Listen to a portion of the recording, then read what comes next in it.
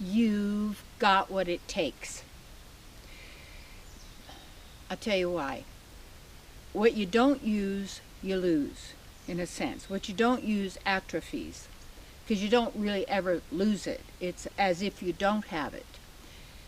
So when we, in the time game, live in memories, in a sense, and we're never afraid of the unknown. No, it's the what we've known or what's in our mind happening again, in a sense.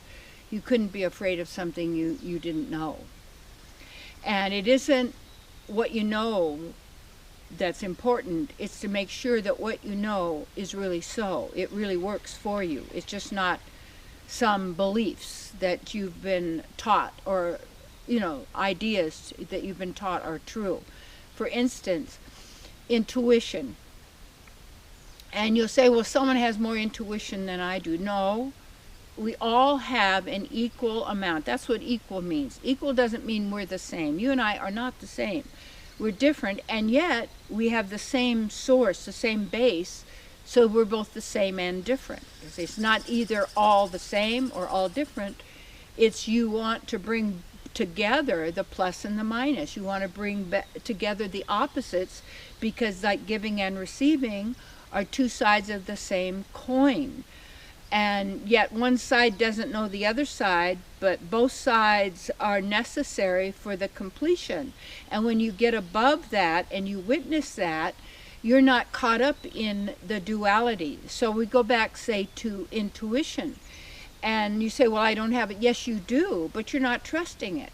If you don't use something, you lose it, in a sense. It's like playing the piano. Because I got this really great baby grand piano for $50. Could you believe it?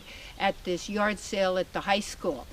And I had wanted the piano, but I thought, oh, I don't know. I just, I had pianos, but I moved so often that I had to get rid of my really big, beautiful Yamaha piano. It was fine, but I wanted the acoustical.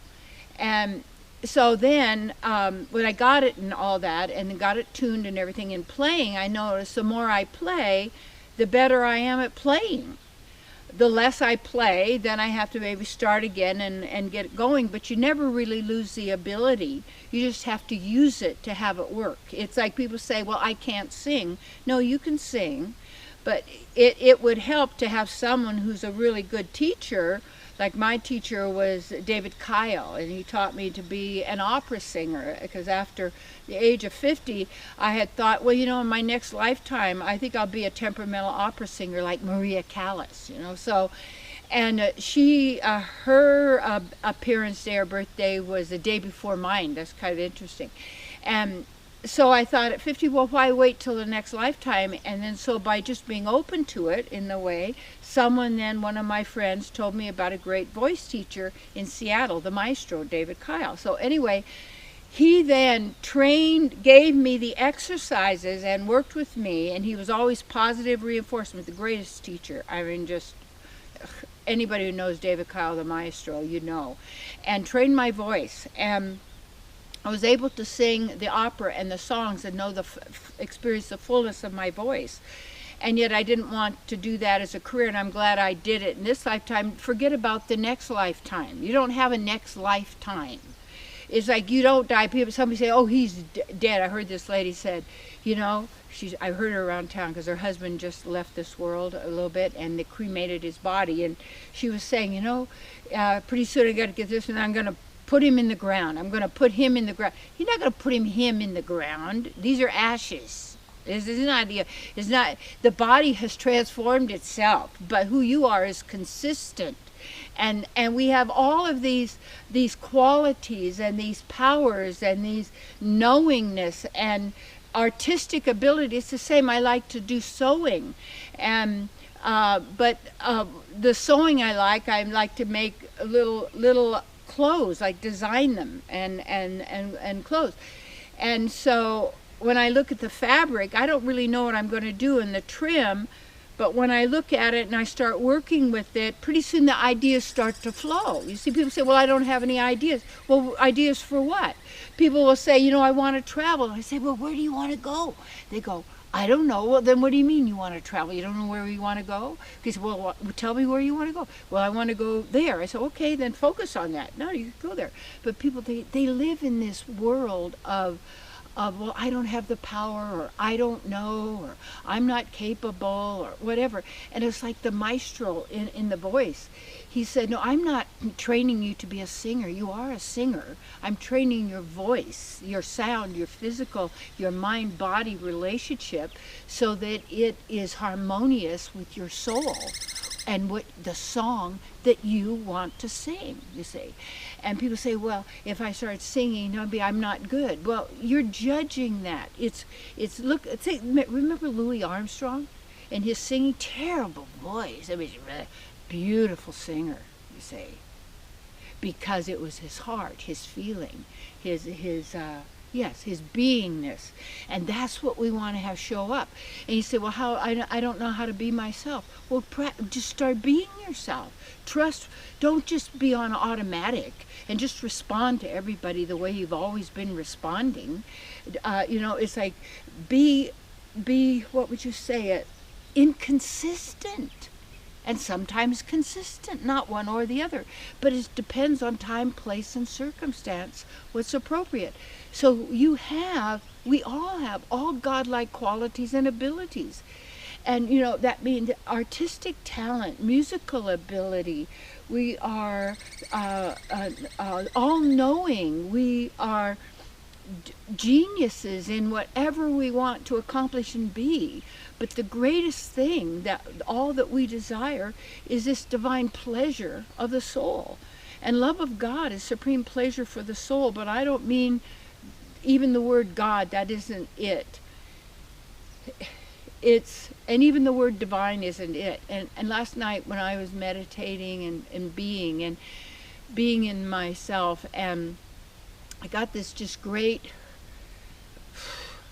it was these little openings of knowings and experiences we get that is so far beyond words, or you can't even communicate it.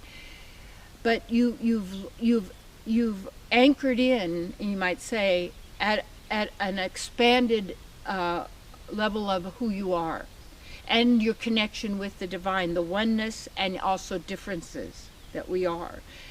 And when we get this, it's like that fear that people have of death or dying. When you realize as you're being right now, not your mind, I think, but just you being, as the more you practice that, when you drop this physical form in that concept or idea, however you want to call that, you just slough it off, like it just falls away. But you're still there. It's just fallen away, but you're still right there where you are. And then using this lifetime, you say time, because you're going to use the time game for you to get beyond time. You have to use the time game to get beyond time. We're using words to get beyond words. Does that make sense? You know what I'm saying? And that's when our lives we're transformed. Because now we're observing from the place of the observer, but we are the experiencer. So anyway, what you don't use, you're losing. And people are so quick to say they can't, or they're too old. Give up age. That's a time game. That's from memory. You don't act your age. That's not who you are. How old are you? What color is your skin? How tall are you? Are you a boy? Are you a girl? Are you heterosexual? Are you homosexual? Really?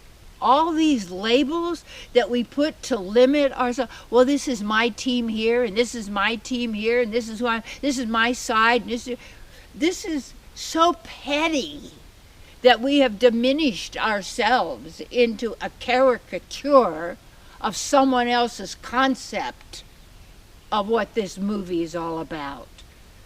Forget the movie. Be in the real, in the reality, in the truth of, and the absolute truth is who you are.